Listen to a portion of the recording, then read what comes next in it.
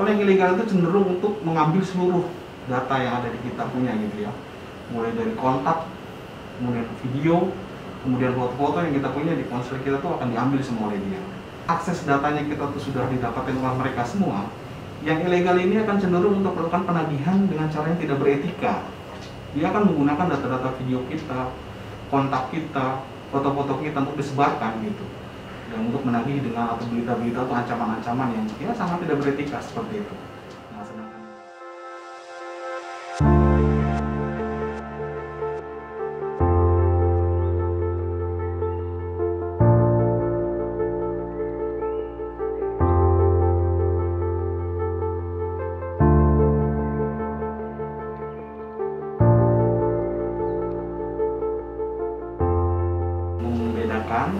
pinjaman online ilegal dan pinjaman online yang legal ya.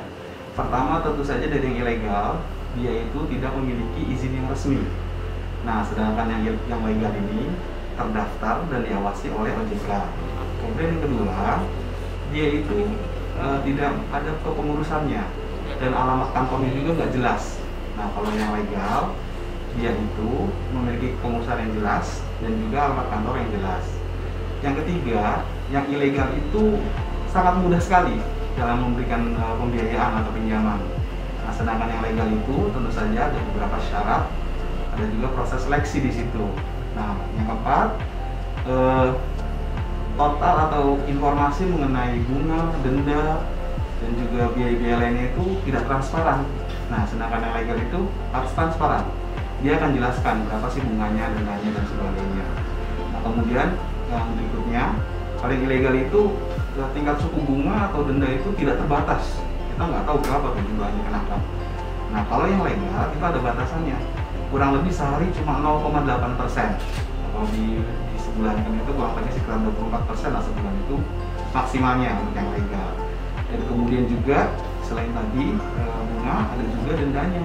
Dendanya juga nggak terbatas kalau yang ilegal ini. Nah, sedangkan yang di legal itu dibatasi maksimal 100% daripada total pinjaman pokok gitu. Jadi berapa lama pun orang itu menunggak, denda yang akan dibayarkan tuh nggak akan melebihi dari pokoknya dia gitu. Jadi ditambah dengan pokok kurang lebih maksimal ya 200% gitu. Nah, kemudian dari cara penagihannya, yang ilegal itu orang yang legal ini tidak memiliki sertifikat profesi. Nah, sedangkan yang legal itu akan ada sertifikat profesi dari AFPI, Asosiasi Fintech Pendanaan Bersama Indonesia, atau pihak yang ditunjuk oleh AFPI itu sendiri. Sebenarnya pinjaman online ini adalah salah satu solusi ya, kalau kita bisa atau pandai dalam menggunakannya gitu. Karena pinjaman-pinjaman online ini nggak semuanya legal, banyak juga yang ilegal gitu. Nah, tipsnya ya, kita mengharapkan buat masyarakat yang dari Kota Jambi kalau ingin menggunakan pinjaman online ini, satu, pilihlah yang legal.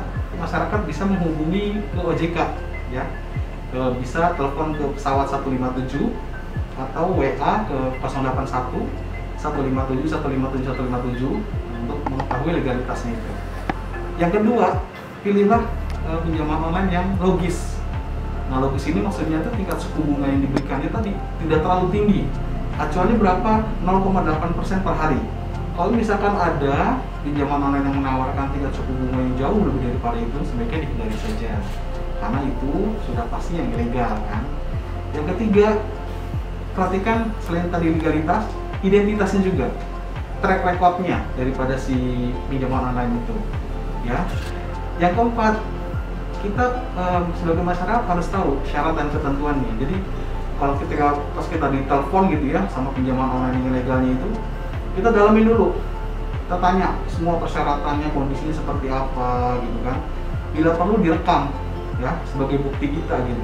Karena banyak sekali kasus-kasus yang ternyata ditawarkannya berapa gitu, ternyata di implementasi ini jauh lebih besar daripada yang ditawarkan gitu pas ketika ditelepon. Nah, ini harus hati-hati, sebaiknya sih direkam gitu kan.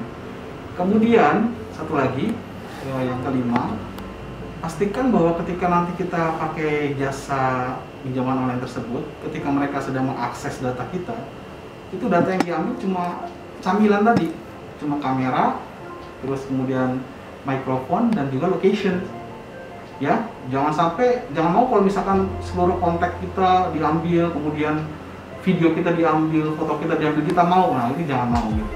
Itu karena kita nanti keamanan data pribadi kita akan hilang. Dan yang terakhir, tips yang terakhir itu adalah tolong minjamnya itu jangan terlalu besar, sesuaikan dengan kebutuhan kita gitu. Kalau sudah terlanjur berhutang, ya harus dibayar ya. Bagaimanapun juga kan kewajiban kita kalau kita sudah punya hutang harus bayar. Nah, tapi permasalahannya ini kan saking memberatkan. Coba masyarakat itu berkomunikasi dengan pinjolnya yang ilegal itu, minta untuk keringanan, gitu kan? Dicek lagi syarat dan ketentuannya seperti apa gitu.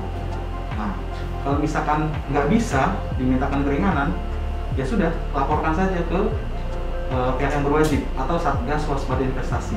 Nah, dilaporkannya itu bisa ke kepolisian ya, melalui patrolicyber.id atau juga bisa email ke info@cyber.polri.go.id atau bisa ke email ke Satgas Waspada Investasi ya, waspadainvestasi@ojk.go.id.